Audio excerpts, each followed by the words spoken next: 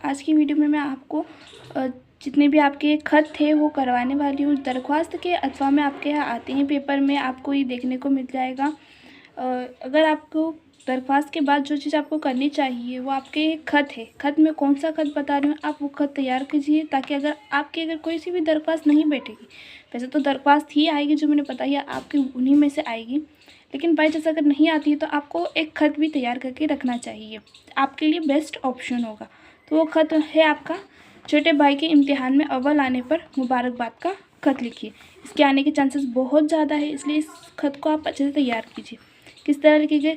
जामा मस्जिद भोपाल 11 दिसंबर 2024। मेरे लाडले भाई खुश रहो, भाई तुम्हारा खत मिला। अपनी मेहनत से तुमने जो कामयाबी हासिल की है इससे हम सबका सर फ़ख्र से ऊंचा हो गया है। हम जहाँ भी जाते हैं तुम्हारी कामयाबी के चर्चे सुनकर खुशी से फूले नहीं समाते हैं और उम्मीद करते हैं कि आइंदा भी तुम इस ही मेहनत और लगन से पढ़ते रहोगे और कामयाबी हासिल करते रहोगे।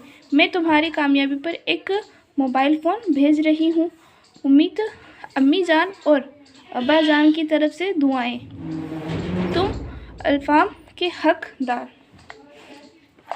आखिर में अल्लाह हाफिज़, या तुम्हारी बहन।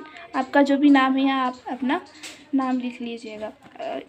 अगर मैं आपको कोई खत करने को कह रही हूँ तो आप इसी खत को तैयार करिए, अदरवाइज़ आपको कोई खत तैयार करने की ज़रूरत नहीं है। जो मैंने एप्लीकेशन दरख्वास्त बताई है वही दरख्वास्त आप कवर करिए। अगर आपको कोई भी डाउट आता है, किसी भी तरह का डाउट, कुछ भी डाउट एप्लीकेशन में, ऐसे में, इक़्तिबास में, कोई से भी ग्रामर सेक्शन में, या फिर आपके दरसी किताब से जो भी आपको डाउट आते हैं आप वो मुझसे कमेंट में पूछ सकते हैं। मैं आपको रिप्लाई ज़रूर करूँगी और नेक्स्ट वीडियो में मैं उसको जितना आसान से हो सकता है मैं उतना आसानी से समझाने की भी कोशिश करती हूँ। तो मिलते हैं नेक्स्ट वीडियो में।